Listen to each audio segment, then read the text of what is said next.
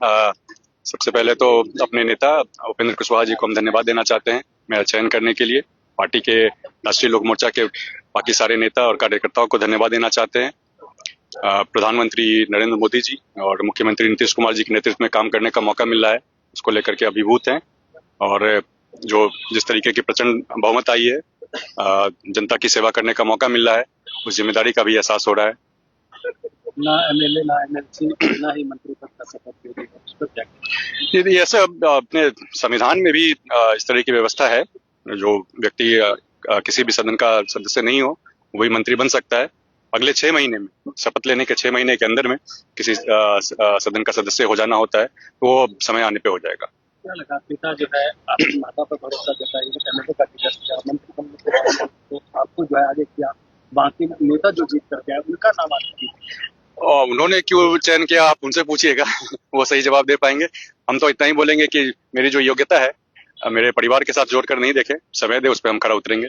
सवाल तो आपके पिता ही उठाते थे परिवारवाद, लेकिन आज तो परिवारवाद से खुद घिरे हुए नजर आए। नहीं, परिवारवाद पे तो हम यही बोलेंगे कि मेरी योग्यता को मेरे परिवार के साथ जोड़कर नहीं देखें। सवाल ये नहीं, सवाल ये है कि आपके पिताजी परिवारवाद पे सवाल उठाते तो सवाल उठा उस सवाल का जवाब आपको मेरा चयन क्यों किया गया, इसका जवाब तो मेरे पिताजी दे पाएंगे।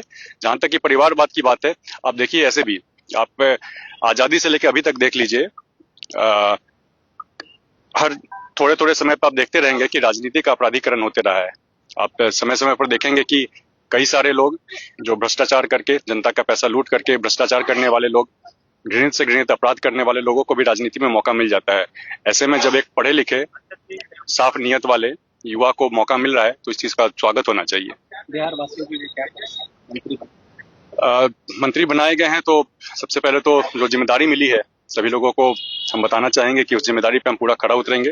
जो विश्वास मेरे ऊपर पार्टी ने जताया है उसके लिए पार्टी का भी धन्यवाद देते हैं और सभी लोगों को से मौका मांगते हैं, समय दीजिए, आपके विश्वासों पे खरा उतरेंगे। युवा है, युवाओं के लिए क्या प्लान आपके मन में चल रहा है, क्योंकि इंजीनियर भी आप रहे जी बिल्कुल, इंजीनियर रहे हैं और युवा के मन में जब कभी कुछ संदेह होता है तो हम उस संदेह को समझ सकते हैं। जो उनके भविष्य को लेकर के कुछ संदेह होता है तो युवाओं के रोजगार के ऊपर सरकार बढ़ चढ़कर काम करने वाली है। अगले 5 सालों में 1 करोड़ नौकरी और रोजगार की व्यवस्था की जाएगी। हर जिले में फैक्ट्री लगाने का काम किया जाएगा, उनकी ट्रेनिंग के लिए काम किया जाएगा।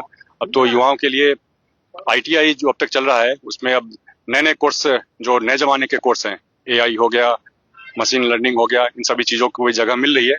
तो आने वाले समय में युवाओं को और रोजगार पाने में बहुत सहूलियत